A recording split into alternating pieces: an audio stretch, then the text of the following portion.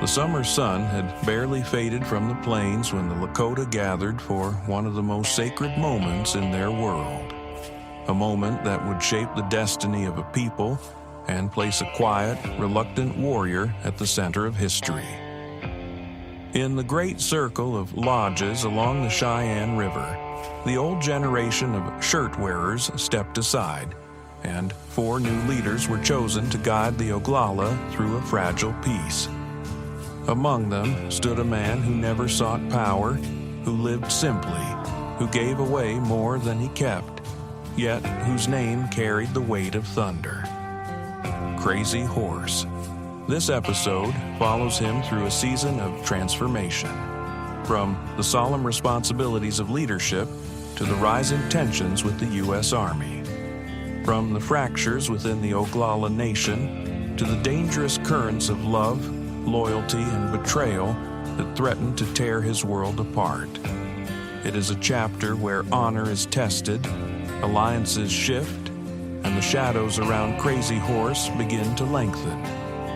This is the moment when the legend steps fully into the light, and the world begins to push back. Welcome to Chronicles of the Old West. This is episode 4 of Spirit of the Thunder People, the life of CrazyHorse.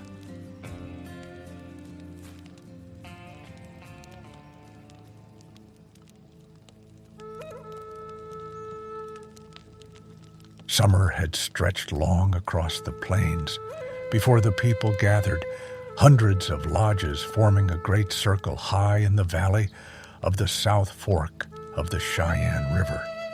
The grass had begun to yellow, the wind moving through it like a slow breath. Here, on this wide flat beneath the sky, the Lakota prepared for one of their most sacred moments, the sun dance, and with it, the investiture of a new generation of leaders. 200 tipis formed the Kangleska Wakan, the sacred hoop. At its northeastern arc stood the 55 lodges of the reunited Hunkpatila band. CrazyHorse still lived in the modest lodge of his father and stepmothers without a household of his own. Yet everyone knew that in this family's lodge, no poor man went hungry, no widow was turned away, no orphan lacked for meat or a pony to ride. Even now, during the abundance of Sundance time, the parfleches bulged with food he had given away. In the center of the great campground stood a large council teepee. For days, anticipation had built around it. Inside, holy men worked in quiet concentration, preparing ceremonial shirts, garments of immense spiritual weight. Each shirt was fashioned from 2 whole mountain sheepskins and painted in the sacred colors of Wakantanka, blue and yellow for sky and rock, red and green for sun and earth. Quillwork bands adorned them, and the fringes were made from locks of human hair, some donated, some taken long ago in battle. The Lakota believed that a person's nagila, their spiritual essence, lived in their hair. To hold another's hair was to hold a measure of their power. These shirts were not merely clothing. They were authority made visible. They belonged to the tribe, not the wearer. And just as they could be bestowed, they could be taken back.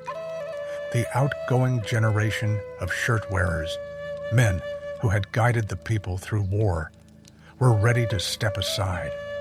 The council would choose 4 new leaders, men whose bravery had shaped the recent conflict and whose wisdom would be needed in the uncertain peace that followed. The ceremony was a deliberate return to tradition. In the war years, power had concentrated in the hands of towering figures, Red Cloud, Sitting Bull, High Backbone. But now, the Lakota sought balance. Leadership would again rest with 4 equals, not one dominant chief. And the ceremony itself would affirm the new treaty, the hard-won agreement that had closed the Bozeman Trail forts and promised a fragile stability. The candidates would come from the Akichita, the warrior societies. They were men proven in battle, but now they would be asked to prove something harder: generosity, restraint, and wisdom. On the day of the ceremony, the Akichita rolled up the front of the council teepee so all could witness what was to come. A herald called the chiefs and headmen, who crossed the circle with solemn purpose. Women set aside their work. Grandmothers straightened their backs from scraping hides. Boys abandoned their games and ran toward the center. The entire village seemed to lean inward, drawn by the gravity of the moment. 4 buffalo robes were laid out. Painted ponies were led forward, their tails bobbed as if for war. Women approached carrying kettles, buffalo meat, dog meat for honoring, and beef issued at Fort Laramie, a symbol of the uneasy new relationship with the Wasichu. Then the Akichita mounted their ponies and rode into the crowd, scanning the people as if searching for enemies. At the 4 semi-cardinal points, they dismounted, seized the arms of chosen young men, and led them forward like captives. The crowd surged, trying to see. Boys whooped and followed. Women parted to reveal the 4 mounted candidates, stripped to breechcloths and moccasins, hands raised to Wakantanka. The first man seated on the buffalo robes was American Horse, 28, eloquent, brave, the son of a former shirt-wearer.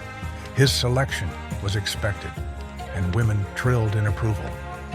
Next came young man afraid of his horse, 32, the favored son of the head chief. Modest, generous, and courageous, he embodied the Lakota virtues. The third was Sword Owner, son of Brave Bear, another former shirt-wearer. His nomination reinforced the theme of continuity. Then came the fourth, a slim figure dismounted from the last pony. For a moment, the people strained to see who it was. Many expected a son of the old chief Smoke. Others whispered names, no water, perhaps. But when the young man stepped into view, a ripple of recognition swept the crowd. CrazyHorse. The people cried out in approval as he bowed his head and took his place among the candidates. A sacred pipe was lit and passed among the elders. Each candidate drew a breath. Then the oldest chief rose and began to speak. "Though you now wear the shirt," he said, "be a big-hearted man." The shirts were slipped over their heads. The chief gestured to the elders, to the kettles of food, to the gathered people. "Do not think ill of others. The food they eat is the life of the people." He reminded them that the Oglala were now in their care. They would choose campsites and hunting grounds. They would resolve disputes, settle feuds, and conduct diplomacy. They must be generous, especially to the poor, the widows, the orphans. "Look after the land," he said, invoking the concessions won in the treaty. He spoke of unity, of strength, of the narrow, thorn-filled trail ahead. "There are many kinds of timber," he said, "some weak, some strong. Only one is firm and sound. You must be like this." He warned them against jealousy, against anger, against the temptations that had undone lesser men.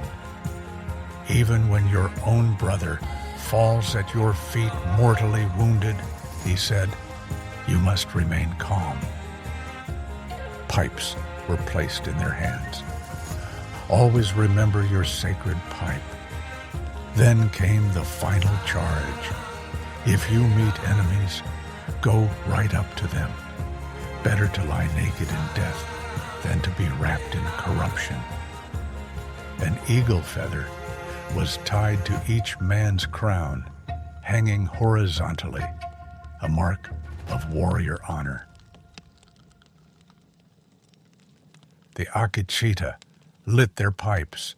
The candidates smoked. The feast began. CrazyHorse had been consecrated to the tribal good, but the world did not wait long to test him. General William T. Sherman, uneasy with the concessions granted to the Lakota, moved quickly to tighten military control.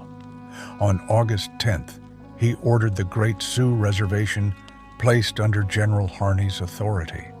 Indians outside the reservation would fall under local commanders. The Army's goal was clear: push all Lakotas onto the reservation, treaty or no treaty. When messengers from Red Leaf's camp asked permission to trade at Fort Laramie, they were turned away. No provisions, no welcome, only a curt order: go to the reservation. Word spread quickly. The shirt-wearers gathered in the council teepee.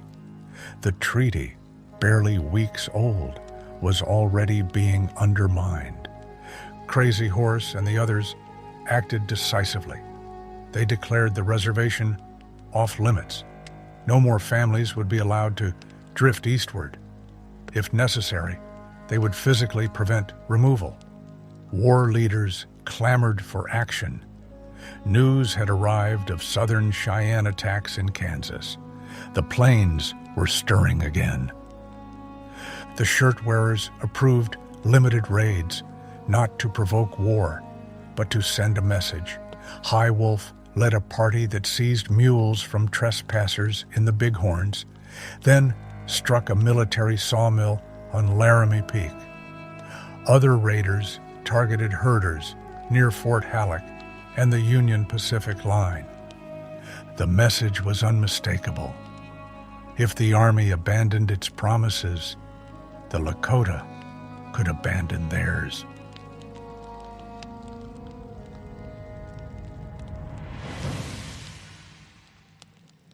By mid-September, the raids ceased.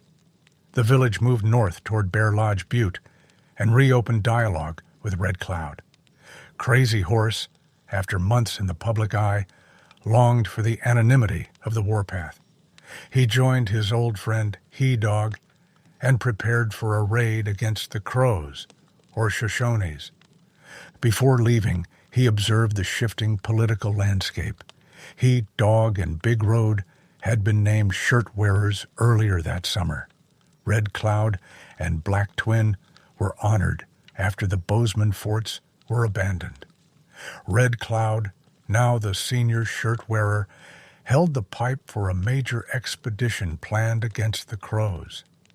In October, the Oglala bands gathered for the fall hunt. Visiting tribes came to assess the season's diplomacy. It was decided that Red Cloud would travel to Fort Laramie to sign the treaty formally.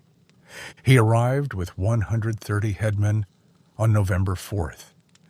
Unbeknownst to him, General Augur had sent a wire ordering Major Dye to forbid trade with Red Cloud's people and push them toward the reservation. But the telegraph line was down. Dye never received the order. For 3 days, Red Cloud debated, questioned, and pressed for clarity. He demanded to know the boundaries of the unceded territory, the protections against American intrusion, the promised powder and lead. Satisfied, cautiously, that the treaty's safeguards would hold, he placed his mark upon it. The Lakota left Fort Laramie believing the worst had passed. Winter hunts awaited. The Crows would soon feel Lakota pressure again. And as the moon of falling leaves deepened, the people looked westward, waiting for the return of the man whose name was already becoming legend. CrazyHorse, shirt wearer, warrior, and now guardian of the people. The wide plain between the forks of Piney Creek lay the color of old buckskin, a fall brown that whispered of the coming snows. Only 3 months earlier, the hated walls of Fort Phil Kearny had stood here, a symbol of intrusion, a wound in the heart of Lakota country. Now the fort was nothing but blackened stumps and charred shells, scavenged by thrifty matrons for firewood. In its place rose 500 Lakota teepees, a living village where the dead fort had once cast its shadow. Into this transformed world rode CrazyHorse and He-Dog, returning from their fall warpath over the Bighorns. They had timed their arrival well. Hundreds of warriors were gathering, the Blotahunka making final preparations for a winter campaign against the Crows. When outriders announced CrazyHorse's return, the village erupted. 3,000 voices rose in acclaim, a sound that rolled across the plain like thunder. The crowd parted as the two riders approached the entrance of the camp circle. Before a fire of dried buffalo dung, an arc of war leaders, Red Cloud at their center, rose to greet them. Pipes were offered. Hands were clasped. The warmth of welcome was genuine, but beneath it ran a tension that had been building for months. The treaty talks had reopened old wounds. Distrust between the Hunk Patila and Bad Face bands simmered dangerously. Responsible men looked with relief at the sight of CrazyHorse and He-Dog riding side by side. Their friendship, forged in battle, tempered in hardship, was a reminder of what unity could look like.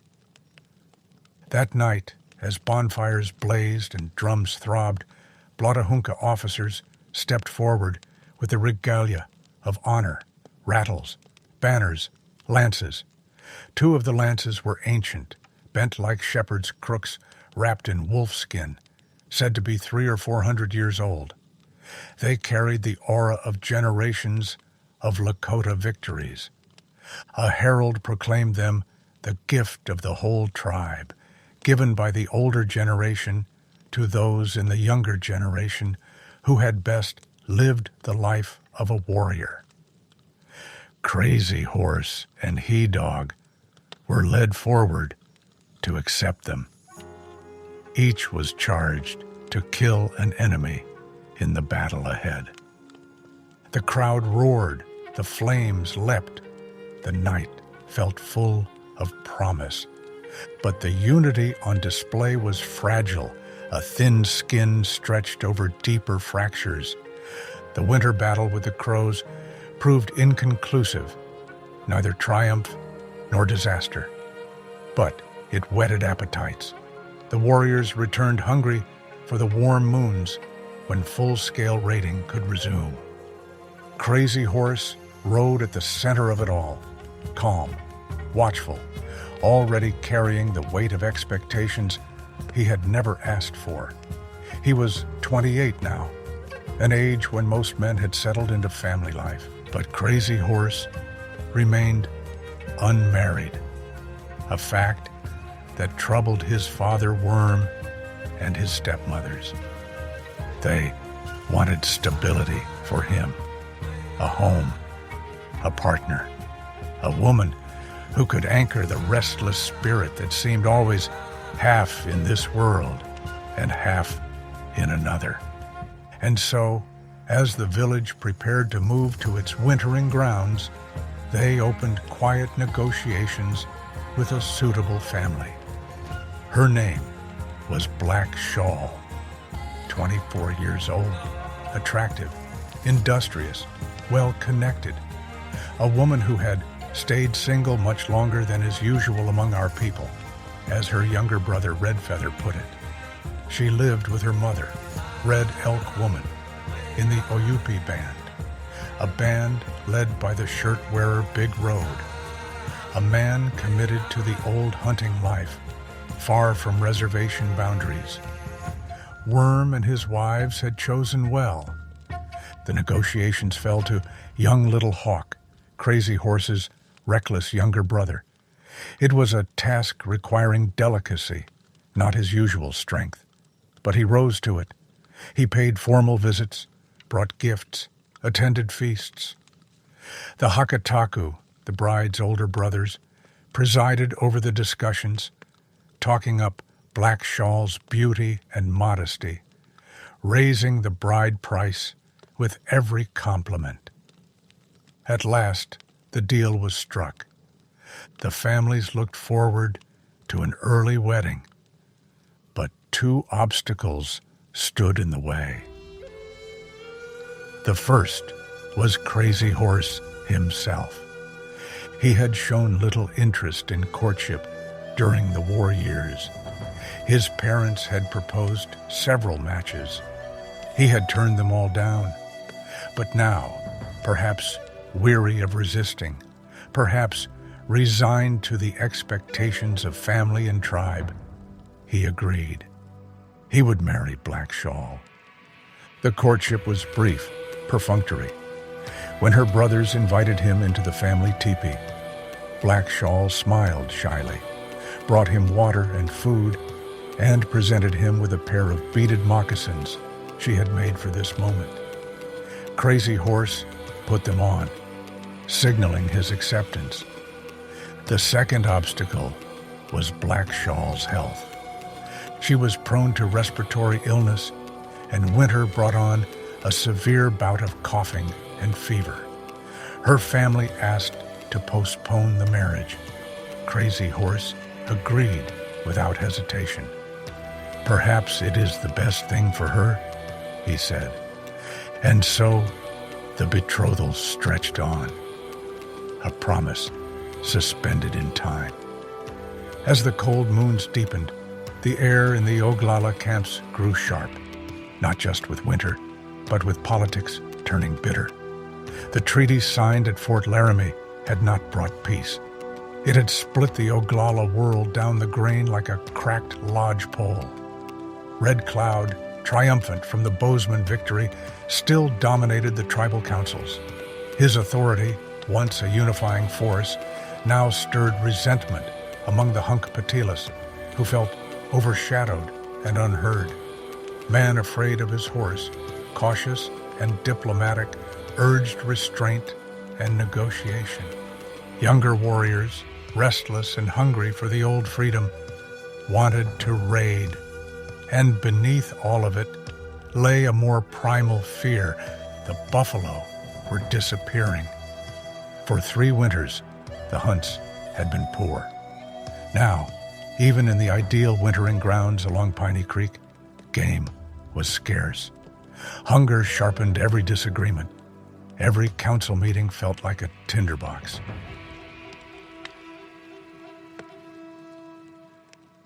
In December, the tension finally snapped. A great council was called, a last attempt to hold the village together. Voices rose, accusations flew, old rivalries between the Hunkpatila and Badface bands resurfaced with new venom.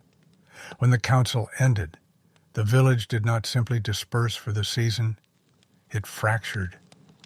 Man afraid of his horse gathered 200 lodges and led them south, seeking calmer ground and perhaps a path toward the reservation. Red Leaf's Wazhajas followed. The Oyupes and many Hunkpatilas drifted north and east, chasing rumors of buffalo that seemed to vanish like smoke the moment they arrived. The winter was hard. The debates were harder. Should they go to the Missouri River Reservation, where rations were promised, but misery was rumored? Should they fight the Americans, again, risking annihilation? Should they negotiate, even if negotiation tasted like surrender? Should they cling to the old ways, or bend just enough to survive? In the middle of this storm stood CrazyHorse. He was not a political man by nature. He did not speak often in council. He did not maneuver for influence. He was a warrior, steady, quiet, and focused on the duties of the shirt wearer. But even he could feel the world shifting beneath his feet. The old certainties were eroding. The path forward was no longer clear. The people were dividing. The buffalo were disappearing. The Americans were pressing in from every direction. And CrazyHorse, who had always lived between worlds, between visions and reality, between solitude and responsibility, now found the world around him beginning to mirror the turmoil within.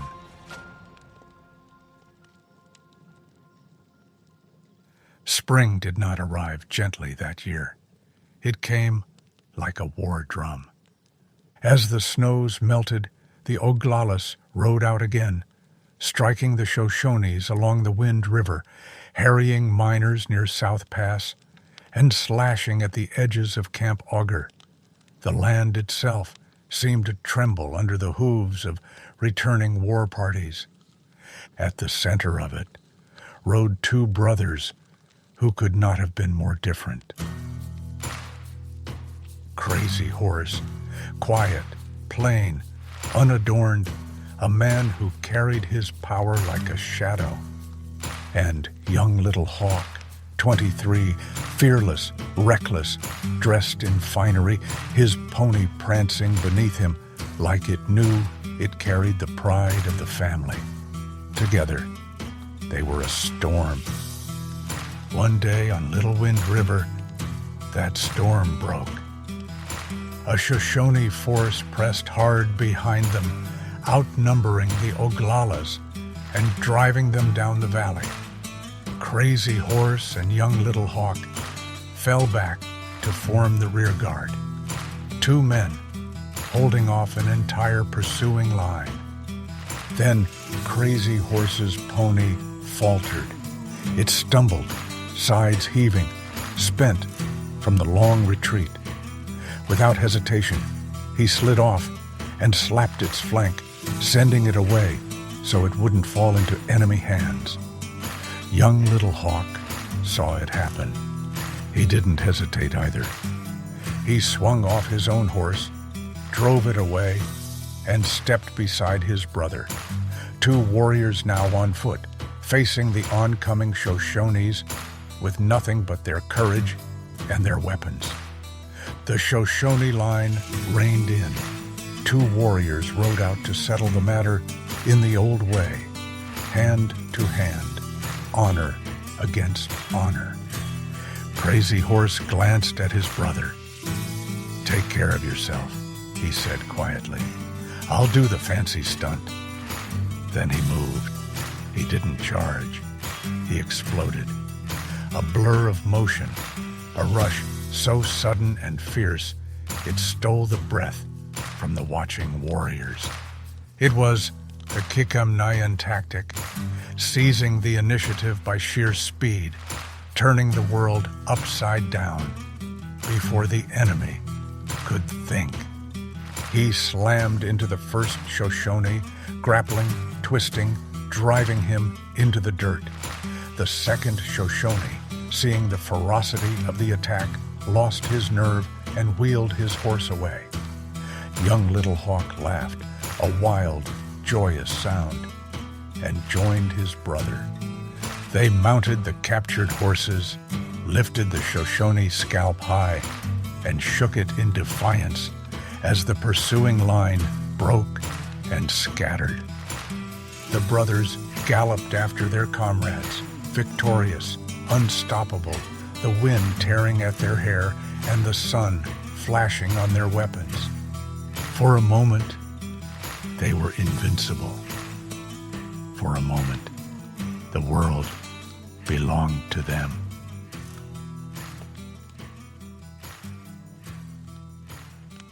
But moments like that never last, and the shadows gathering around CrazyHorse were already beginning to lengthen. By fall, another strand in CrazyHorse's life surfaced, one far more dangerous than any Shoshone blade. He had begun a clandestine relationship with a married woman. Her name was Black Buffalo Woman. She was famously beautiful, near his age, Red Cloud's niece, and married to No Water, a man tied to pro-American factions, a man who had once been passed over for the honor of shirt wearer in favor of CrazyHorse. Bad blood simmered beneath the surface. He-Dog, who knew CrazyHorse better than most, later said simply that CrazyHorse had been paying open attention to the woman for a long time. It was not a brazen affair. It was the kind of quiet, intimate attention that begins in stolen conversations and in lingering glances. CrazyHorse, who had shown so little interest in Black Shawl, seemed drawn to Black Buffalo Woman in a way he could not deny. Perhaps she spoke to the part of him that had always been lonely. Perhaps she reached the place left hollow by the loss of his mother. Perhaps she saw the man beneath the reserve, the melancholy, the burden of vision. Whatever the reason, the attachment grew, and everyone noticed. No Water refused to divorce her. Under Lakota custom, divorce was simple and common, a matter of personal choice, not shame. But No Water would not release her. There was no proof of adultery, only suspicion and whispers. Yet, in a village already strained by political factionalism, the affair became a spark in dry grass. No Water had another problem, one far more dangerous than jealousy. He drank heavily, disappearing for days at a time to the white man's trading post. When he returned, he often came home mean, taking out his anger on Black Buffalo Woman. When CrazyHorse learned of the beatings, something in him shifted.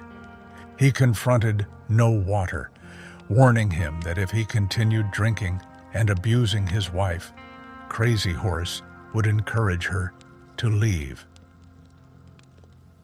CrazyHorse was a shirt wearer, a man sworn to self-denial, to putting the people above his own desires. This relationship violated that vow. Elders counseled restraint. Hornchips, the holy man who guided CrazyHorse's spiritual life, watched with growing concern. But CrazyHorse could not let go. And Black Buffalo Woman did not turn away. Their connection, quiet, forbidden, undeniable, moved forward like a river under ice, unseen but unstoppable. And in a world already cracking under political tension, hunger, and the slow collapse of the buffalo herds, this private affair carried the potential to ignite a public catastrophe. As the affair simmered, the world around the Oglalas tightened like a noose. The Central Plains, once the great sanctuary of the Lakota, were being emptied by force. Hide hunters poured in behind the railroads, killing for profit what the Lakota depended on for life. The dog soldier Cheyennes had been crushed. Southern Oglalas were fleeing north or retreating into the reservation system just to survive. Every council fire burned with the same questions. Should they strike the miners gathering in central Wyoming? Should they surrender to reservation life? Should they try to walk a narrow path between resistance and accommodation? Out of this turmoil came a new idea, Iwastela, living with the whites gradually, A slow transition, a way to buy time, a way to keep the people together. But the reports from the Missouri River Reservation were grim. Rations were short. Whiskey traders prowled the camps. Violence simmered. Nothing about it looked like a future worth choosing. CrazyHorse and the other shirt-wearers rejected the move outright. So the Oglalas turned north again, searching for safer ground, for better hunting, for any place where the old life might still hold. But the truth was unavoidable. The world was shrinking around them. Through the winter of 1869 to 70, the northern plains bristled with tension. War parties multiplied like sparks in dry grass. CrazyHorse coordinated raids along the North Platte, striking quickly, vanishing into the hills, gathering intelligence on every soldier, scout, and settler who dared move through Lakota country. Meanwhile, John Richard Jr., volatile, vengeful, and carrying 6 kegs of stolen gunpowder, brought alarming news. A massive civilian expedition was forming in Cheyenne, armed to the teeth and preparing to invade the Powder River country in spring. The Bighorn Expedition.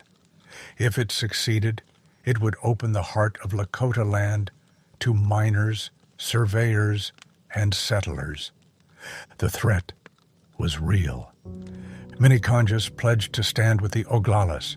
High Backbone's Tio Spaye arrived to join the fight. Even some Sans Arcs, against the wishes of their chiefs, rode north to take part. War parties fanned out constantly, stealing stock, killing stragglers, and watching the Union Pacific line for any sign of movement. CrazyHorse sent a reconnaissance party into the Sweetwater Valley to scout the miners' strongholds. Young Little Hawk stayed west with 50 warriors, harrying Shoshones and settlers, sending back reports as fast as he could gather them. The pressure mounted with every passing moon.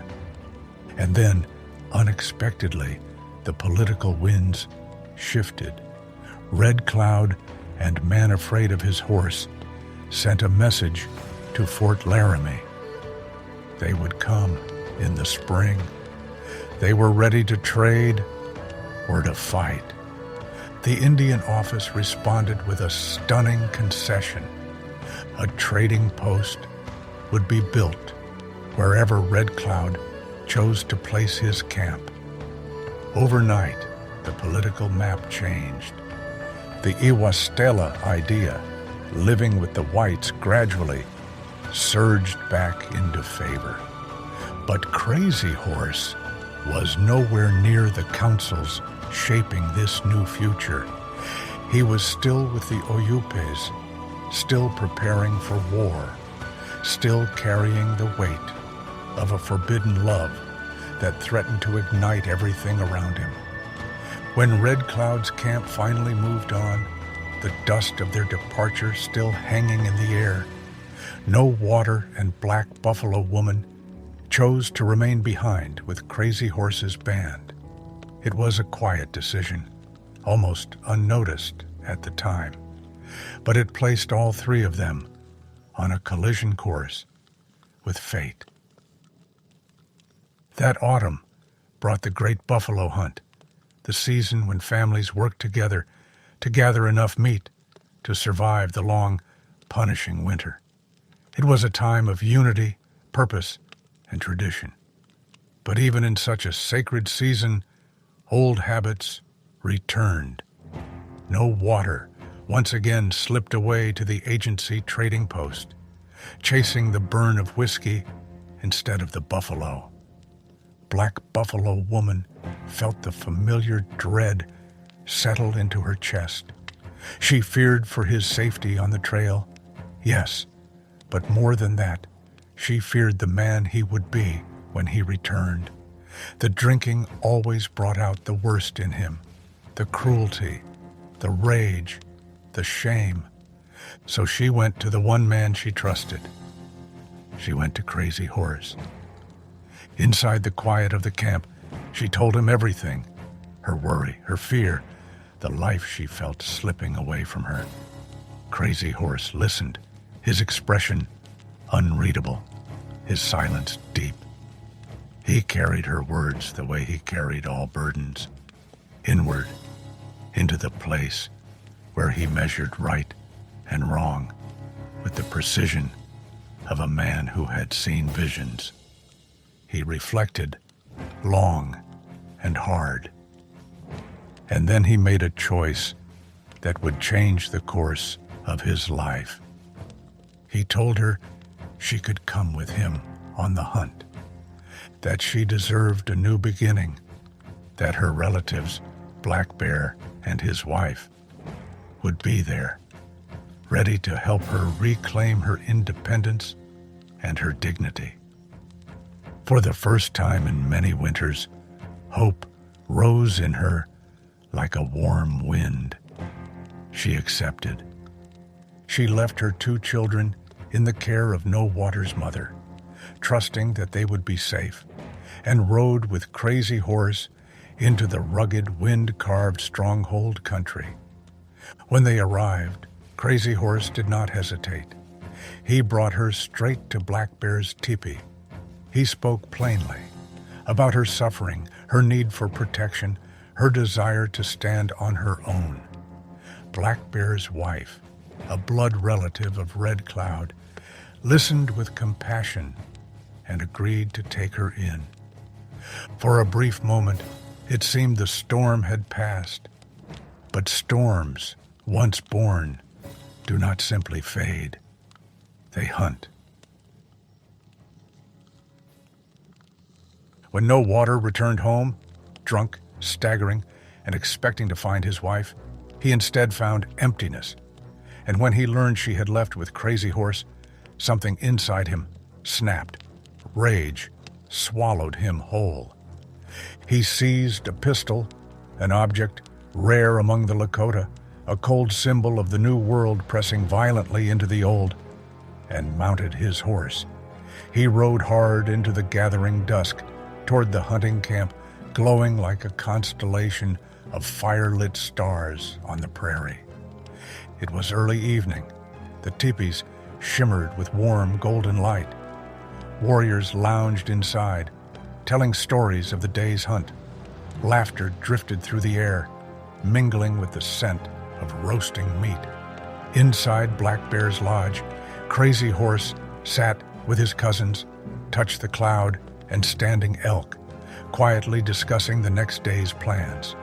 Near the back, Black Buffalo Woman spoke softly with Black Bear's wife, her voice finally free of fear. Then the night split open. CrazyHorse! The shout tore through the teepee like a blade. Silence fell. Black Buffalo Woman froze, her face draining of color. She knew that voice. Black Bear frowned. "Who is it?" The door flap jerked open. No Water thrust his head inside, eyes wild, breath thick with whiskey. "Where is CrazyHorse?" "I'm here," CrazyHorse said, his voice steady, unshaken. No Water didn't wait. He shoved his pistol through the doorway and aimed directly at CrazyHorse's heart.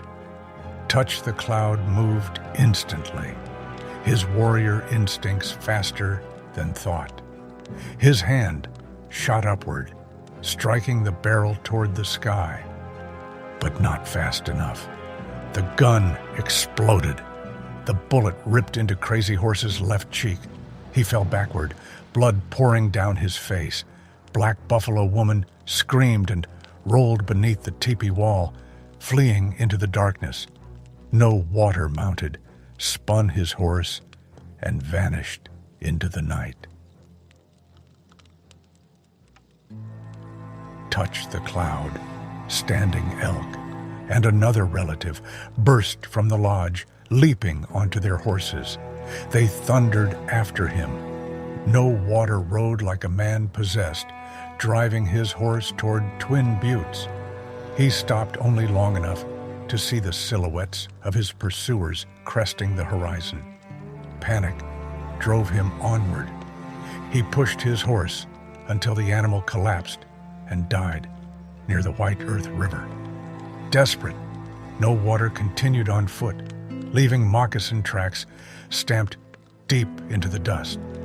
The Lakota warriors followed him for miles, tracking him by moonlight, until the trail vanished into the river near what is now Red Shirt Table.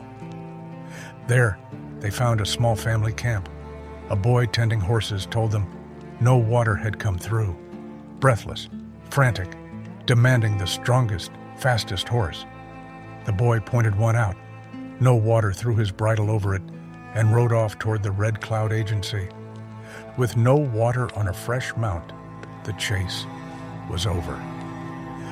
Back inside the teepee, the world seemed smaller. CrazyHorse lay motionless beside the fire pit. Blood spread dark across the earth beneath him. Smoke drifted slowly through the lodge, wrapping around his still body. The embers glowed dimly, casting faint red light across his face.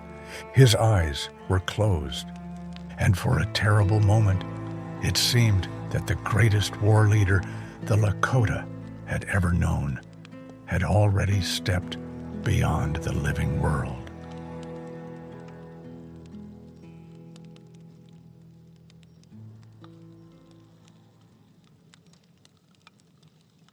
And that wraps up this episode of Chronicles of the Old West. This podcast is a dramatized retelling based on real historical events, people, and places. Every effort has been made to remain true to the spirit and facts of history. Certain liberties have been taken with pacing and dramatic structure for storytelling purposes. The core events, figures, and settings are drawn from documented accounts and research. Next time on Chronicles of the Old West, the world around CrazyHorse begins to fracture. The wound from No Water's bullet has barely healed when deeper losses strike. As the buffalo thin, the railroads advance, and the United States tightens its grip, CrazyHorse is pushed into a new kind of leadership, one forged in grief, vision, and necessity. Rivalries sharpen, alliances shift, and the Northern Lakotas gather under a single banner as the Northern Nation rises. And when gold is discovered in the Black Hills, the crisis that will reshape the entire West ignites. If you enjoyed the show, please take a moment to leave us a rating and review on Apple Podcasts or wherever you're listening. Your feedback helps us bring more stories to life. Thanks for listening. We'll see you next time on Chronicles of the Old West.